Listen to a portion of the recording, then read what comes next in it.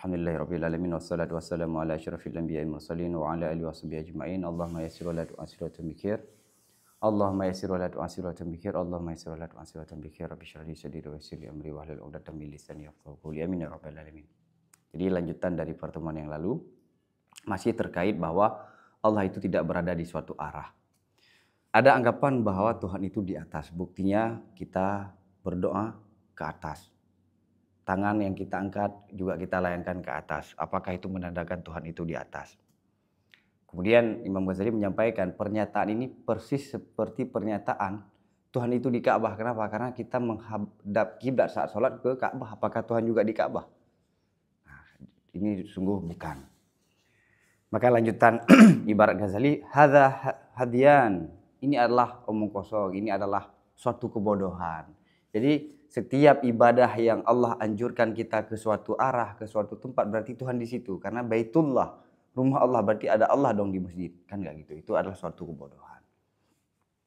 Bal yuqalu qasdu syar'i min ta'abbudil khalqi biistiqbalil ka'bati fis salawati mulazamatu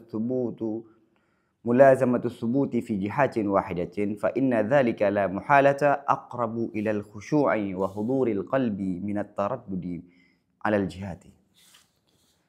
Bahkan dikatakan tujuan syariat daripada ibadahnya manusia dengan menghadapnya Ka'bah dalam semua sholat itu berkonsisten tetap dalam satu arah.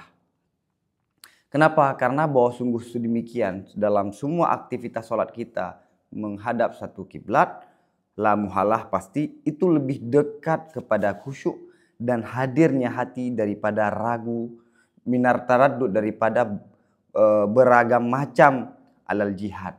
Tidak ada penentuan di atas arah.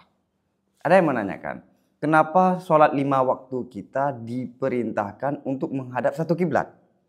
Kenapa? Kenapa syariat menganjurkan kita untuk menghadap kiblat dalam semua sholat kita?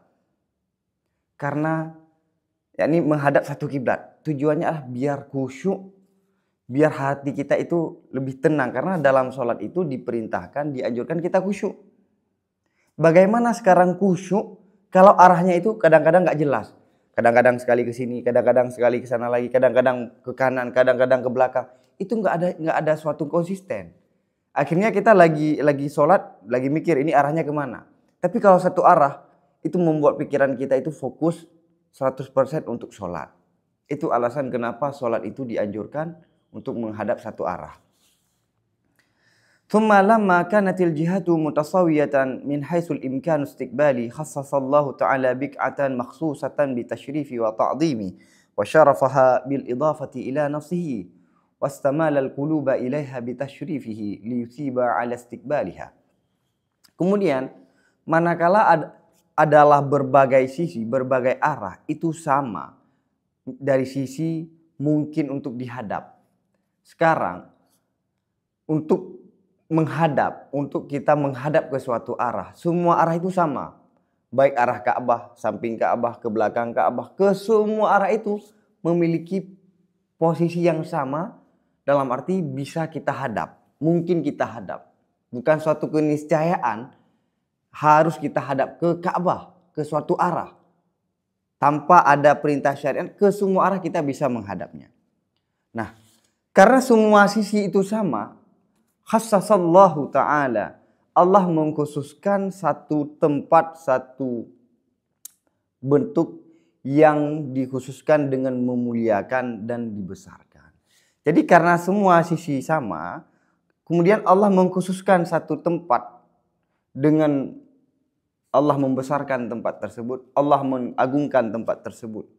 Wa syarafaha, dan Allah memuliakan akan tempat tersebut dengan menidafah, dengan menisbah kepada dirinya. Kemudian Allah memuliakan tempat tersebut dengan mengatakan Baitullah. Ini adalah ke Baitullah. Maka orang kalau pergi umrah, pergi haji ke Baitullah. Jadi sebenarnya ke semua sisi sama. Kemudian karena semua sama, Allah mengkhususkan. Allah lah yang mengkhususkan tempat tersebut. Allah lah yang memuliakan tempat tersebut. Saking Allah memuliakan, Allah menyematkan, menisbahkan diri tempat tersebut kepada dirinya. Baitullah. Wastamalal quluba ilaiha. Dan Allah mengajak hatinya manusia kepadanya tempat tersebut dengan sebab Allah memuliakan tempat tersebut. Untuk apa? Untuk Allah memberi pahala terhadap menghadapnya tempat tersebut. Jadi Allah membuat hati-hati manusia itu cenderung untuk pergi ke suatu tempat yang Allah sudah muliakan untuk Allah beri pahala. Jadi Allah ingin manusia itu menghadap satu arah. Kemudian Allah memberikan suatu tempat, Allah muliakan tempat itu. Dan untuk orang termotivasi ke tempat tersebut, Allah menyematkan tempat tersebut kepada dirinya, Baitullah. Sehingga Allah memberi pahala siapapun yang menghadap ke tempat tersebut.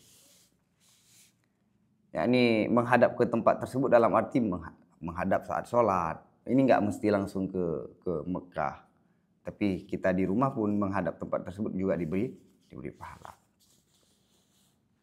Wa kadzalika as-sama'u qiblatud du'a'i kama anna al-baita qiblatus salati wal ma'budu bis salati wal maqsudu bid du'a'i munazzahun 'anil hululi fil baiti was sama'i. Begitu juga langit itu kiblatnya doa. Setiap kita berdoa kita mengarahkan doa kita, pandangan kita, tangan kita ke arah langit. Sebagaimana bahwa Baitullah tadi itu adalah kiblatnya salat. Dan yang disembah dengan sholat, yang dituju dengan doa itu suci daripada bertempat pada rumah dan langit. Jadi saat kita berdoa ke langit, ini sama seperti Baitullah itu menjadi kiblatnya kita sholat. Nah, yang kita sembah saat kita sholat, sosok yang kita sembah ini Allah, yang kita tuju saat kita berdoa, itu tidak berada di tempat tersebut, tidak berada juga di langit. Kalau ada orang mengatakan kita berdoa di langit berarti Tuhan ada di langit, berarti saat kita menghadap kiblat, menghadap ke Baitullah berarti ada Allah di situ, kan ini fatal. Tsumma fil isyarati bid-du'a ila as-sama'i sirrun latifun ya'izzu man yatanabbahu li amthalihi wa huwa anna an-najata al-'abdi wa fawzahu fil akhirati bi an yatawadha'a lillahi fi nafsihi wa ya'taqida ta'dhima li rabbih ta'ala. Kemudian Imam Ghazali akan menyampaikan ada satu rahasia. Kenapa kita berdoa saat kita berdoa menghadap ke langit. Kemudian ada isyarah. Kemudian pada isyarah dengan doa kepada langit itu ada satu rahasia yang halus.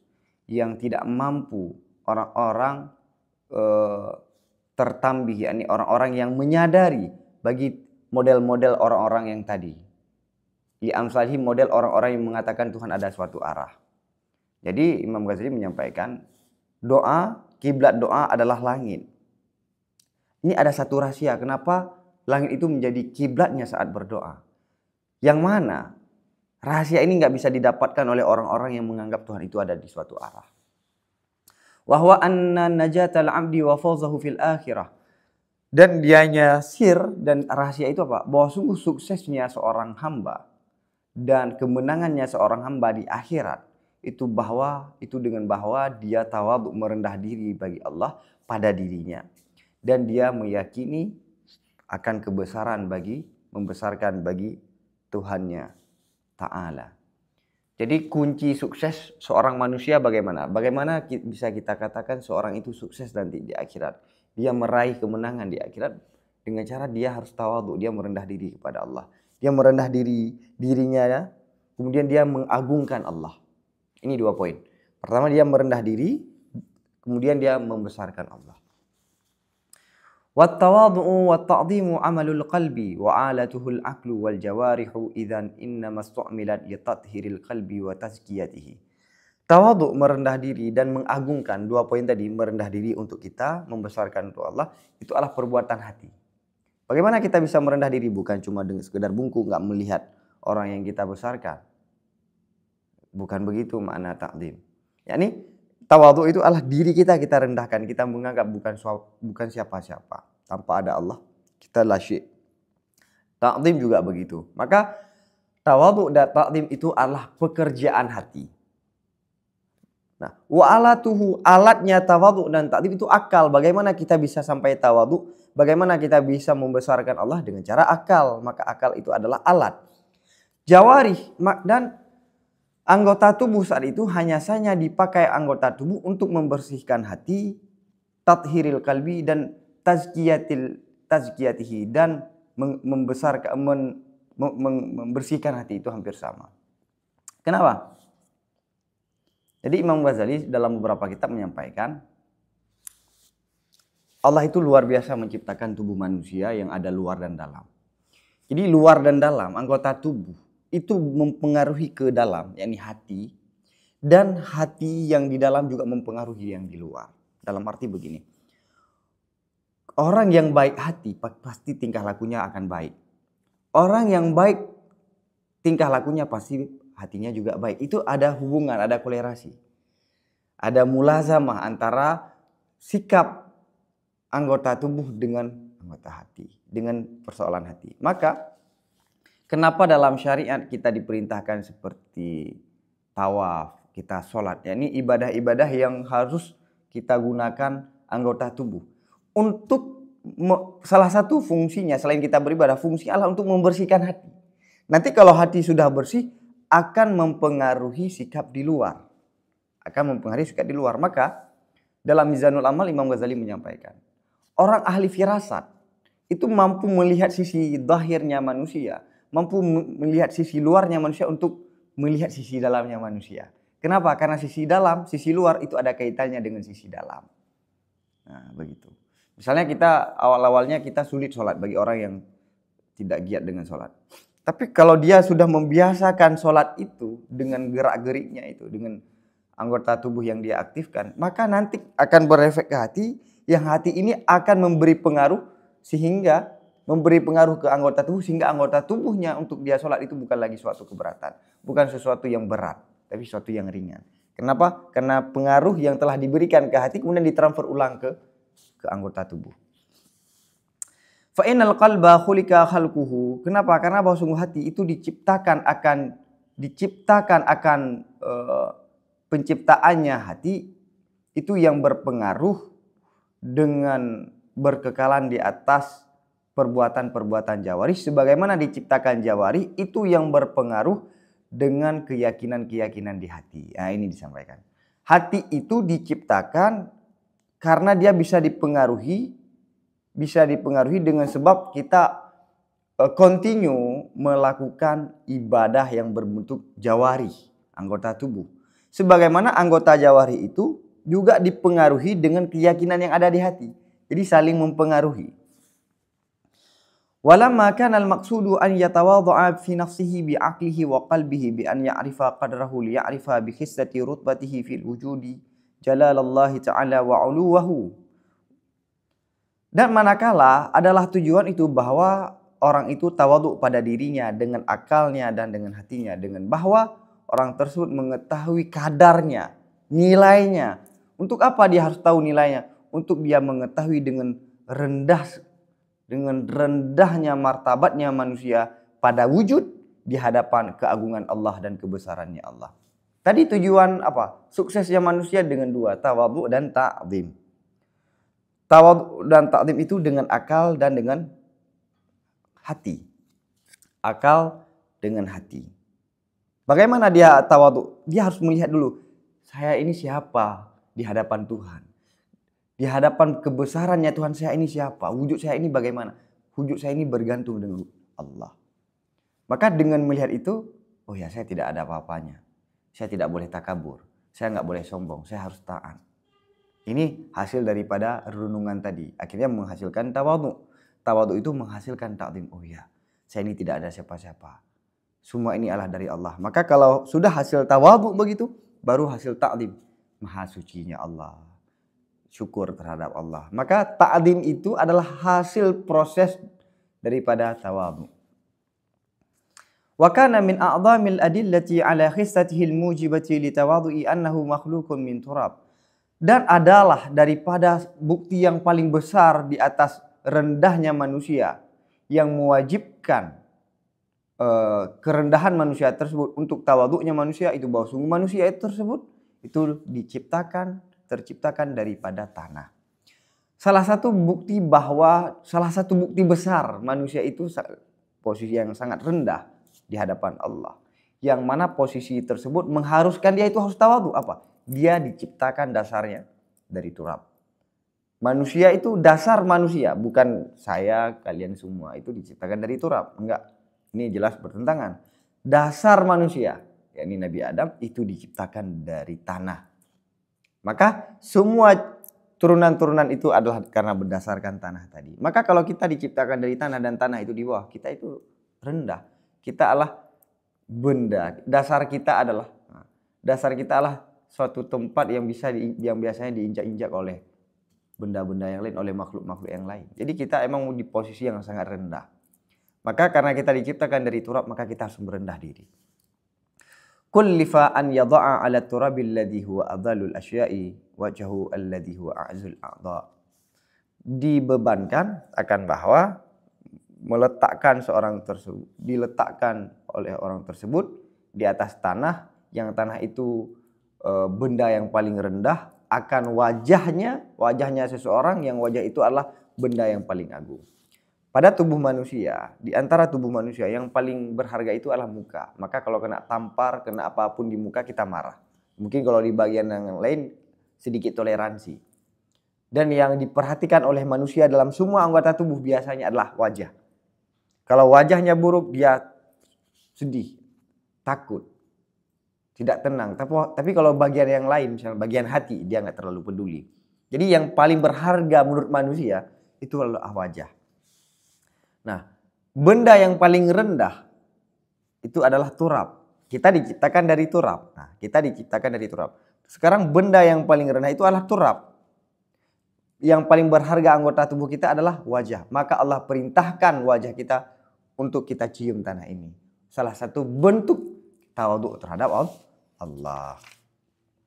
Liyastash'ira qalbuhu tawadhu'a bi fi'lil jabahati fi mamassatiha al-arda. Fayakunul badanu mutawadhi'an fi jismihi wa syakhsihi wa suratihi bil wajhil mumkini fihi. Wa huwa mu'anaqatut turabil wadhi'il khasisi. Untuk apa dia meletakkan wajahnya di tanah yang paling rendah tersebut? Untuk dirasakan, yastash'ira, supaya dirasakan oleh hatinya akan rendah diri. Dengan sebab melakukan dahinya dalam bersentuhannya dahi akan bumi. Dengan sebab dahi kita sudah bersentuhan dengan bumi, kita akan merasakan saya ini bukan siapa-siapa. Maka akan hasil tujuan tadi, tawadhu, ta'zim. Maka adalah badan itu yang tawadhu, yang merendah diri pada bentuknya, syaksunnya, orang tersebut, surahnya, dengan cara yang memungkinkan dengannya cara.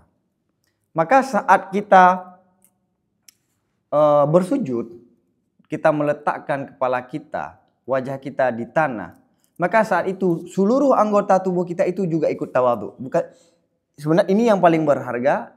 Ini diperintahkan untuk sujud, untuk bukti bahwa kita manusia yang paling rendah di hadapan Allah. Semua anggota tubuh yang lain juga ikut tawadhu dengan caranya masing-masing. Maka diibaratkan di sini dengan cara yang memungkinkan. Ya, tubuh saya juga ikut tawadhu tapi enggak bersentuhan dengan tanah. Kenapa? Karena tanah sudah bersentuhan dengan kepala. Oke. Wa huwa mu'anaqatut turabil wadhi'il khasis. Bagaimana dengan cara yang memungkinkan? Yaitu memeluk tanah yang rendah lagi yang rendah. Memeluk tanah yang rendah lagi yang keji. Ini apa? Kita memeluk tanah yang paling rendah itu, yang mana dasar kita diciptakan dari situ. Kemudian kita letakkan benda yang paling berharga bagi kita di situ. Wa yakunul aqlu mutawadhi'an li rabbih. Ini apa? Anggota tubuh ya. Anggota tubuh ikut terlibat tawadhu. Wa yakunul aqlu mutawadhi'an li rabbih bima yaliku bihi. Dan akal itu juga merendah diri bagi Tuhannya dengan cara yang layak. Dia yang Allah dengannya cara. Yaitu dengan cara apa akal tawadhu? Wa huwa ma'rifatu dha'ati wa sukuti rutbati wa qissatil manzilati indal tifati ila ma khulika min. Dan dianya tawadhu'nya akal itu mengetahui rendah, tidak ada martabat, posisi yang rendah, wa qissatil manzilah, posisi yang rendah saat melihat kepada sesuatu yang diciptakan akan manusia minhu, daripadanya sesuatu. Jadi tubuh tadi kan terlibat langsung sujud, dengan sujud dia merendah diri. Akal, tawadhu'nya akal juga tawadhu. Tawaduknya akal adalah dengan melihat saya ini nggak ada posisi. Dengan kita melihat kita dari mana diciptakan. Ini yang dimaksudkan. Saat kita melihat dari mana kita diciptakan. Ila ma khuliqami. Saat itu kita tahu. Kita nggak ada posisi. Posisi kita sangat rendah di hadapan Allah. Fakadzalika ta'dhimu lillahi ta'ala wadhifatun 'ala qalbi fiha najatuhu. Jadi ingat kita kembali tadi suksesnya manusia nanti di akhirat dengan cara dia tawadhu, merendahkan dirinya, kemudian dia membesarkan Allah. Sisi yang pertama tawadhu, yakni tawadhu dengan akal dan tawadhu dengan badan. Tawadhu akal dan dengan tawadhu badan. Oke. Sekarang sisi yang kedua ini ta'zim. Maka begitu juga ta'zim bagi Allah Ta'ala itu adalah suatu aktivitas dalam hati yang pada aktivitas tersebut itu suksesnya seseorang. Wa dzalika aidan yang bagi an tashraka fihi al-jawarihu biqadri alladhi yumkinu an tuhmala al-jawarihu alaihi. Maka sedemikian juga sepatutlah bahwa ikut terlibat padanya ta'zim akan anggota tubuh dengan kadar itu yang mungkinlah bahwa didorong akannya jawarih di atasnya kadar. Jadi begini, persoalan tawadhu tadi akal, hati dan badan ikut terlibat, ya kan? Kita sujud, badan kita ikut terlibat, akal dan hati juga tawadhu. Dalam persoalan ta'zim itu sebenarnya pekerjaan hati. Kalau yang mana ta'zim itu adalah kunci untuk suksesnya manusia. Sekarang bagaimana ta'zim ini membesarkan Allah juga bisa diberi sinyal oleh anggota tubuh. Sebagaimana tadi tawadhu. Tawadhu itu adalah oleh akal dengan hati. Anggota tubuh juga ada melakukan suatu aktivitas yang bisa memberi sinyal bahwa dia itu sedang tawadhu, tubuh kita. Maka dalam persoalan ta'zim, walaupun ta'zim itu adalah aktivitas hati, sekarang anggota tubuh juga ikut terlibat untuk membesarkan Allah dengan cara yang memungkinkan. Dengan cara yang bisa kita dorong anggota tubuh itu untuk membesarkan Allah. Bagaimana? Nah, sekarang disampaikan. Wa ta'dhimul qalbi bil isyarati ila 'uluwi rutbati bi tariqil ma'rifati wal i'tiqadi. Wa ta'dhimul jawarihi bil isyarati ila jihatil 'uluwi alladhi huwa a'lal jihati wa arfa'uha fil i'tiqadi. Ta'zimnya hati itu dengan isyarah kepada tingginya martabat dengan cara mengetahui dan meyakini. Bagaimana kita mengagungkan Allah? Yakni Allah itu maha besar, maha tinggi. Dengan cara kita mengetahui dan meyakini.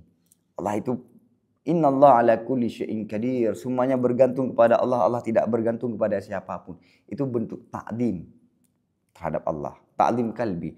Ta'zim jawari bagaimana? Ta'zimnya jawari itu dengan isyarah kepada arah yang tinggi. Yang arah tinggi itu adalah arah yang paling tinggi dan paling agung dalam keyakinan. Nah, ta'zim jawari juga ikut terlibat dalam mentakzimkan dengan cara yang bisa dilakukan oleh jawari. Apa yang bisa dilakukan? Dia memberi isyarah ke atas. Karena apa? Atas itu adalah arah yang paling tinggi dan paling agung. Fa inna ghayata ta'zimil jarihati isti'maluha fil jihad.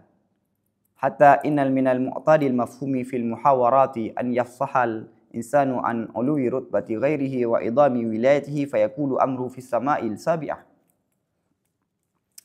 Karena apa? Karena bahwa sungguh ujung daripada ta'zimnya jawari itu menggunakannya jawari pada jihad. Jadi kata Imam Ghazali, cara yang paling bisa dilakukan oleh jawari untuk ta'zim itu kita gunakan jawari itu ke suatu arah.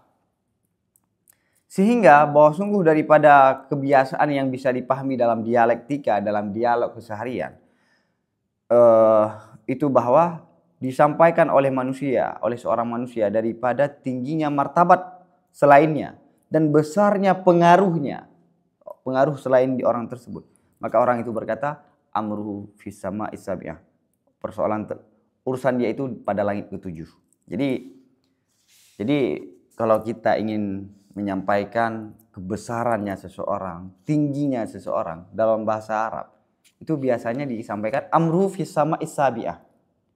Urusan dia itu langit 7. Maksudnya apa? Dia sangat tinggi, bukan dia itu di langit 7. Tapi untuk mengungkapkan kebesaran dia itu dengan memberi isyarat, yakni dengan memberi isyarat dengan anggota jawarih ke arah yang tinggi. Bahwa innama yunabbihu ala uluwi rutbah, hanya dan dia seseorang tersebut hasilnya ingin memberitahu orang tersebut di atas tingginya martabat. Jadi sebenarnya kita kalau mau menyampaikan guru kita itu hebat sekali. Amruhu fis sama'i sabi'ah. Posisi dia di langit ke-7. Yang mau disampaikan apa? Dia itu luar biasa hebatnya. Bukan dia berada di langit ke-7. Tapi untuk mengungkapkan kebesaran dia itu biasanya yang paling bisa dilakukan oleh jawari adalah kita menunjuk ke atas. Walakin yasta'iru lahu 'uluwal makani. Namun dipinjam oleh seseorang tersebut baginya tinggi martabat akan tingginya makan. Jadi untuk kita menyampaikan kebesarannya, kita uluwar rutbah, posisinya yang sangat tinggi. Nah, kita pinjam tempat yang paling tinggi untuk menyampaikan ketinggiannya martabat dia. Jadi sebenarnya mau kita sampaikan martabat dia itu yang tinggi. Nah, sekarang kita ambil tempat yang paling tinggi, kita pinjam untuk menyampaikan kebesaran ketinggiannya martabat dia. Waqad yushiru bi ra'sihi ila as-sama' fi ta'dhimi man yuridu ta'dhima amrihi ay amruhu fis sama' ay fil 'uluwi wa takunu as-sama' ibaratan 'anil 'uluwi. Kadang-kadang seseorang itu memberi isyarah dengan kepalanya kepada langit dalam mengagungkan orang-orang yang dia inginkan membesarkan orang tersebut. Misalnya gini.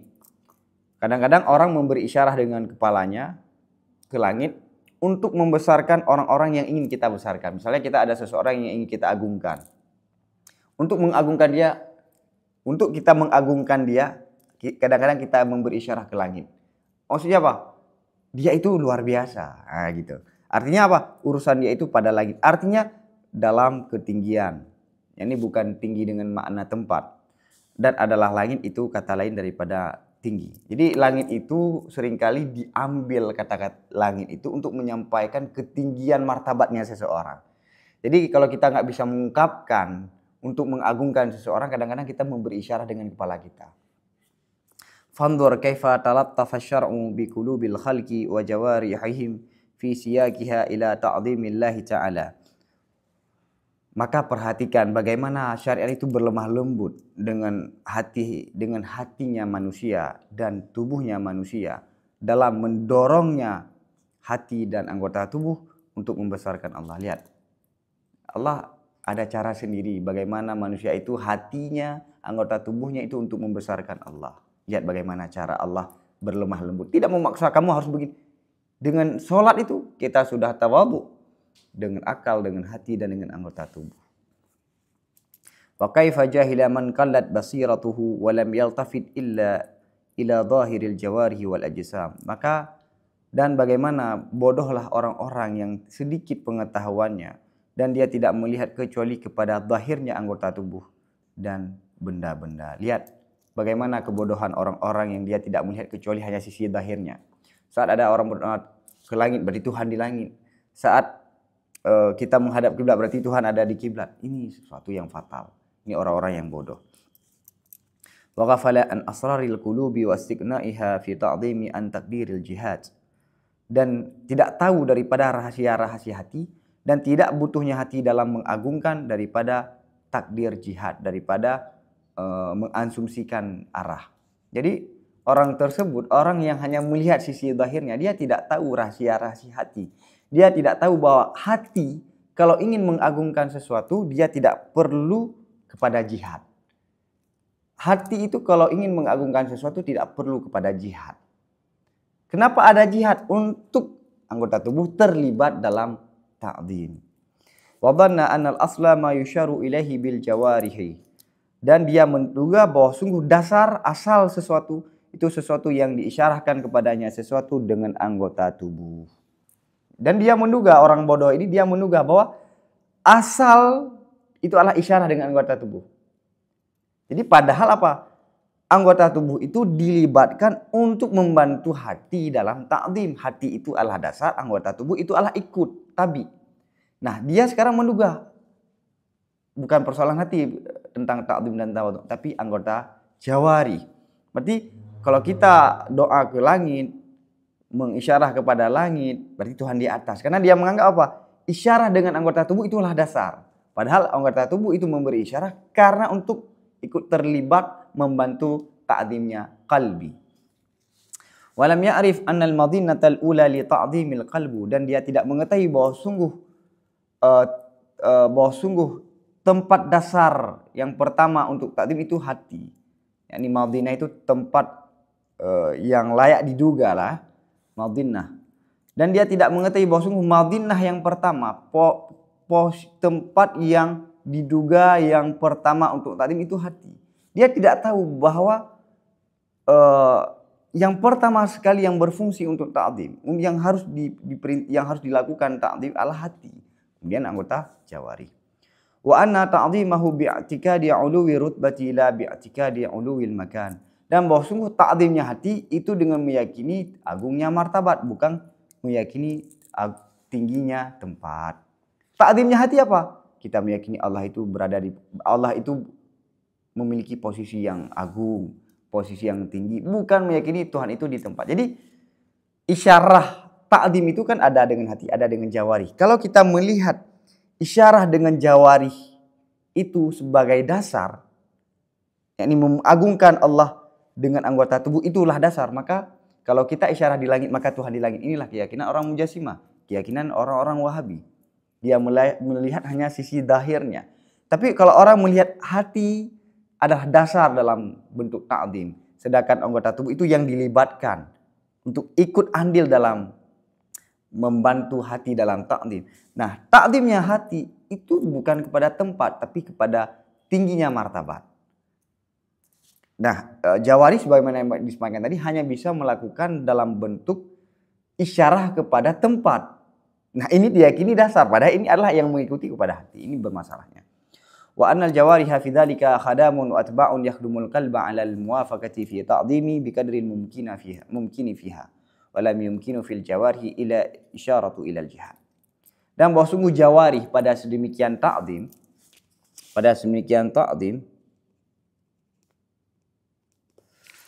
itu adalah khidmah, khadim, dan pengikut yang berkhidmah terhadap hati alal muwafaqah, di atasnya sesuai dalam ta'zim dengan kadar yang memungkinkan padanya muwafaqah.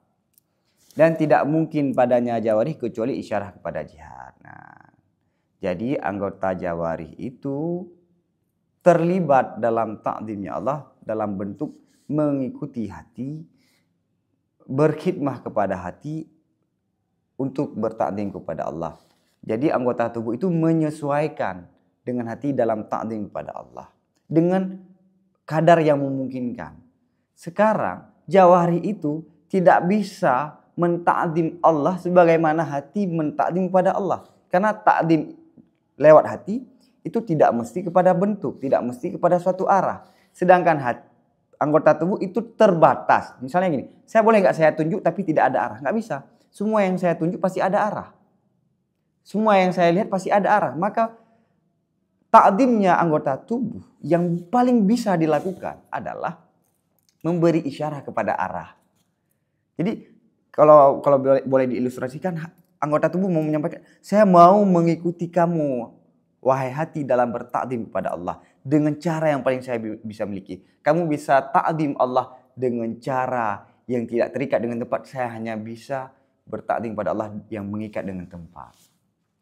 Itu dasar. Ini dasar masalahnya begini. Fahadha huwa sirru fi raf'il wujuhi ila sama'i inda kasdi ta'zimi. Maka inilah rahasia dalam mengangkat wajah pada langit saat mengkasat ta'zim. Nah, ini juga alasan kenapa saat kita berdoa untuk mengagungkan Allah, kita berdoa begini. Arah wajah kita itu ke langit. Rahasianya juga yang tadi yang disampaikan. Yani bahwa kenapa muka kita, tangan kita arahkan ke langit. Bukan Tuhan karena di langit. Cara yang paling bisa dilakukan oleh anggota tubuh untuk membesarkan Allah dengan cara isyarah kepada tempat yang paling tinggi. Wa yadhafu ilaihi inda du'ai amrun akhar, dan bertambah kepada rahasia tadi saat berdoa oleh urusan yang lain. Jadi ada dua sir. Sir yang pertama kenapa kita berdoa ke langit, sebagaimana sir kenapa kita isyarat Allah kepada atas tadi, karena ikut membantu hati. Cuma dalam doa ada rahasia satu lagi. Wa huwa anna du'a la yanfaku an su'ali ni'matin min ni'amillahi ta'ala. Yakni rahasia yang lain itu bahwa sungguh doa itu tidak terlepas daripada meminta nikmat daripada nikmat-nikmat Allah. Wa khazainu ni'amihi samawat, dan gudangnya nikmat Allah itu langit. Dan para wa khuzzanu arzaqihil malaikah, dan penjaga gudang rezeki-rezekinya Allah itu malaikat. Wa maqarruhum malakutus samad, tempat posisinya para malaikat itu alam malakut yang ada di langit. Wahum muwakkaluna bil arzak, dan mereka itu telah diwakili untuk memberi rezeki. Jadi begini, kenapa doa, alasan doa kenapa ke atas, kita memintanya ke atas. Makna doa apa? Makna doa kan kita meminta nikmat dari Allah. Nah, gudang nikmat Allah itu di langit, gudang nikmat itu di langit, penjaganya malaikat, tempat malaikat itu di langit. Maka apa buktinya? Waqad qala Allah Ta'ala, dan sungguh Allah telah berfirman, wa fis sama'i rizqikum wa ma tu'adun. Di langit Allah ada rezeki kalian dan apa yang telah dijanjikan. Nah, begitu. Jadi karena nikmat, karena apa? Gudang nikmat itu di langit, ya kita menghadap ke langit karena kita melihat di situ ada nikmat, bukan di situ ada Tuhan. Wattaba'u yataqadi iqbala bil wajhi 'ala al-khazanati allati hiya maqarru rizqil matlubi. Dan tabiat itu mendorong, tabiat itu akan menghadap dengan wajah kepada gudang, yang gudang itu tempat rezeki yang sedang diinginkan, yang dicari. Jadi tabiat itu pasti mendorong kita untuk menghadap ke pintu, menghadap ke gudang, yang di gudang itu ada yang kita inginkan. Misalnya kayak ada orang mau beli sesuatu, mau antrian. Pasti yang dia antri adalah di tempat yang barang yang ingin dia beli ada di situ. Contoh ini Ghazali menyampaikan, Fatullabul arzak minal muluk idza ukhbiru bi tafrikatil arzak ala babil mulki. Maka para pencari rezeki daripada raja, dia mencari rezeki, yakni mencari nafkah dari raja, dari pemerintah. Apabila mereka diberitahu dengan membagikan rezeki di pintu raja, niscaya cenderunglah, terarahlah wajah-wajah mereka itu dan hati mereka itu kepada pintu gudang. Wa in lam ya'taqidu, sekalipun mereka tidak meyakini annal mulka, bahwa sungguh si raja itu di gudang. Nah, misalnya gini, kayak bansos ya, pemerintah mengumumkan bahwa besok hari ini bansos akan diberikan. Bansos akan diberikan di pintu raja. Maka perhatian kita di mana? Ke gudang bansos, di mana bansos itu ditaruh. Semua matanya tertuju ke situ. Yang mana kita nggak meyakini bahwa raja di situ, raja di tempat yang lain, raja di istana. Tapi saat raja akan menyampaikan bahwa raja akan memberikan bansos, akan memberikan bantuan, semua pusat perhatian kita adalah ke tempat yang ada bantuannya. Fahadha huwa muhariku wujuhi arbabid dini ila jihati sama'i tab'an wa syar'an. Dan ini adalah yang menggerak wajah-wajah orang-orang agama, pengikut-pengikut agama kepada langit secara tabiat dan secara syara'. Nah, inilah alasan, sebagaimana yang tadi, inilah alasan kenapa wajah-wajah pengikut agama dia mengarahkan ke langit secara tabiat dan secara syar'an. Kenapa secara tabiat? Karena Allah mengatakan rezeki kamu itu di langit. Secara tabiat pasti tertuju pandangan kita, hati kita ke langit. Secara syara' ya apa? Ya tadi, kita mengagungkan Allah, yang bisa dilakukan oleh tubuh kita untuk mengagungkan Allah dengan cara mengisyarah ke yang tinggi.